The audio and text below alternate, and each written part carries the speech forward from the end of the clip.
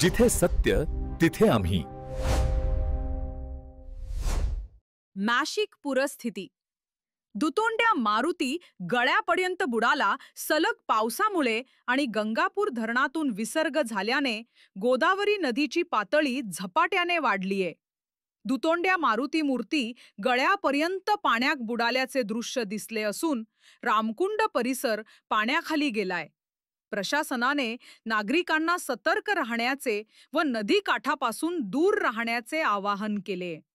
हे व्हिडिओ संजय थोंबरे यांनी रेकॉर्ड करून आपल्या न्यूज चॅनलसाठी पाठवलेत.